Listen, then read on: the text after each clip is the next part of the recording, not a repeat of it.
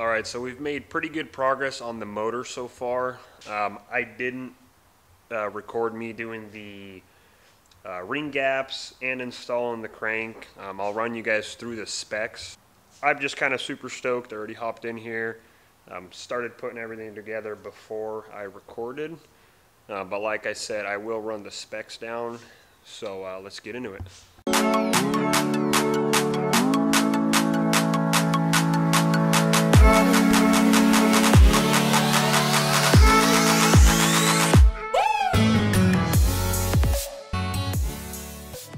So the ring gaps I ended up going with, and that's per spec for CP. Here's the math that I did, and this is what I came up with. I got 19 thousandths for my top ring and 24 thousandths for my bottom ring. So here's the block. Crosshatch is looking just super sexy. So if you just got your block machined, careful not to be grabbing the inside of these. You don't want to get moisture in there or some shit and start to rust up your sides.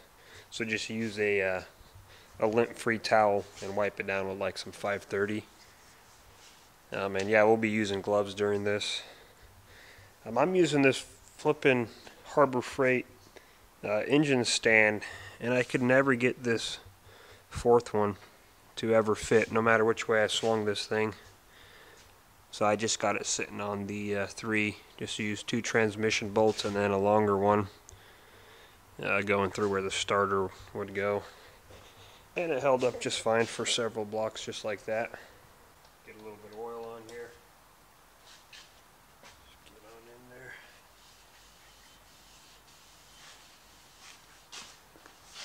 Your rings, they're actually stacked the right way. But so the top side of your rings is always the side with the numbers, and on mine it says N50 on both of them. And then your shiny one, well, I guess the silver one, is your first ring, and the second ring would be your black ring.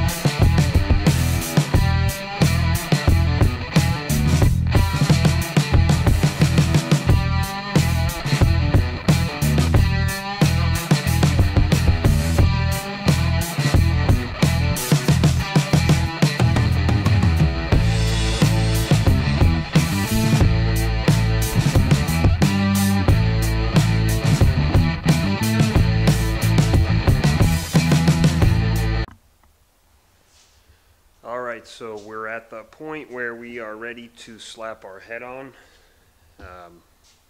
For those of you out in Florida like my boy David, this is a hat. It's supposed to keep you warm. You guys probably don't know nothing about that. You guys are used to your 70-degree winters. Just kidding. Anyways, if you're watching this, hell yeah. But I'm going with the ARP studs, and they're just right behind me. They are used for my last build, but the process is the same. When you take them out of the package, you're supposed to clean them down with some soap and water. So that's what we're going to do, and then get both of the mating surfaces nice and clean, the bolt holes on the block, spray the crap out of them with some starting fluid, dry everything out, and start putting that head on. So the first thing you want to do is you want to grab your wife's biggest salad bowl, or your mom's, whatever. Fill it with some warm water, some Dawn dish soap. Just make sure you clean this up before you give it back to them. That way they don't get any oil in their salad. This is the part number for the ARP Head Studs that I went with. Anyway, just get yourself a little brush or something and just clean the crap out of them. Should even dip them in there. Make sure those threads are nice and clean. Get all in any oil residue off of them. since mine are used, they should still have a little bit of that ARP assembly lube on it. Speaking of, I ended up buying some more, so if you guys are looking to buy some, it's just called ARP Fastener Assembly Lubricant.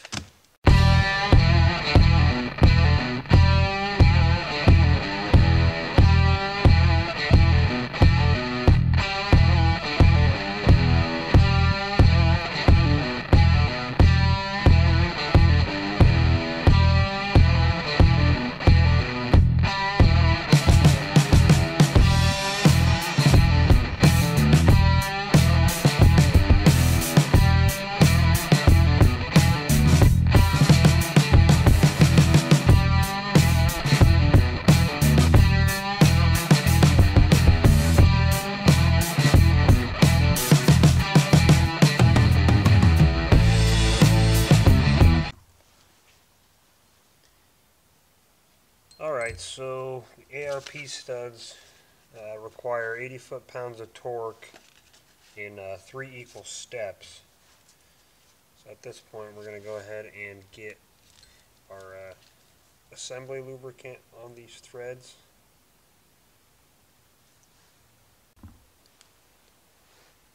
And I'm taking this thing straight out of the package, so it should be nice and clean.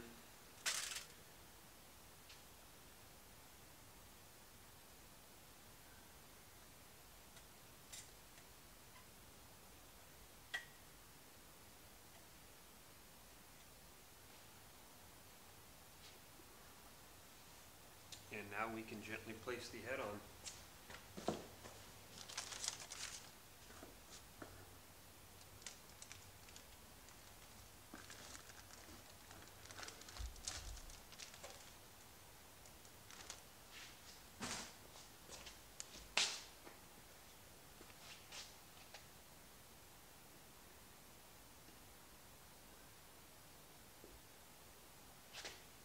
If you look down your left and right bolt hole, where the dowels all are, it's pretty easy to get this thing lined up and seated.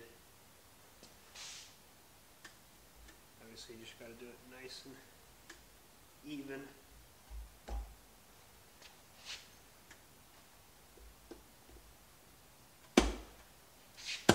There you go. Beautiful.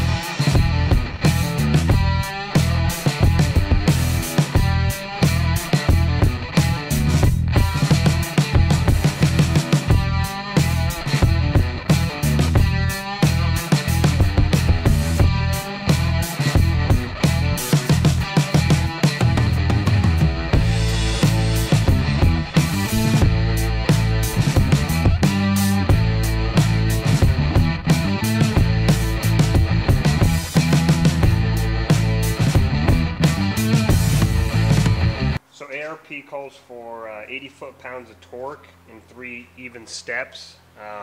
So I'm going to do it at 26 foot-pounds, 52, and then 80. So it's pretty close. I think 80 divided into 3 is 26.6. So I'm going to do 26 foot-pounds, times that by 2, which is 52, and then the difference is going to be 80, and it's going to work. So. And these are standard, and they're 12 point, and it's a 1/2 inch socket that you're going to be needing. So we got the back side of these greased as well. And we're just going to get these started onto there.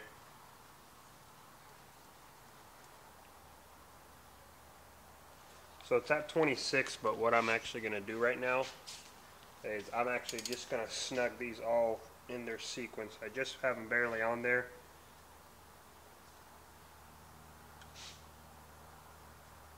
That's snug.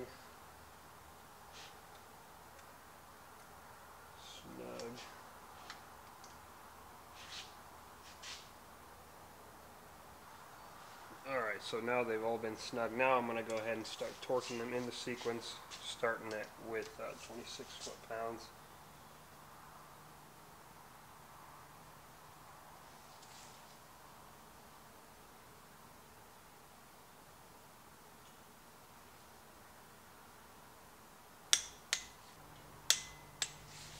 Alright, so that's all of them at 26 foot-pounds, but I am going to go through and double check. And that one took a little bit more. Because as you're tightening this down, it's quite a bit of surface once this airplane decides to pass. As you're tightening them down, I think it is a good habit to go through a second time, because as you guys just saw, the first one that I torqued down to 26 no longer was at 26.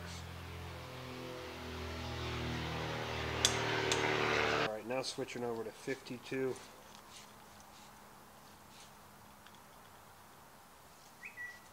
And we're going to do the same thing. 52 pounds, go through one pass, and then do a second pass. Switch over to 80 foot-pounds, do one pass, and then do a second pass, and we will be done with the head studs. Well, there you go. That is the head torqued down. It is now ready for the cams. All the other good stuff we can start putting on the chains, the water pump, all the goodies. So yeah, pretty stoked. The hard part, I would say, is over. The rest of this should be easy money. This is kind of the most sketchiest part, I guess, is getting the pistons in and the head.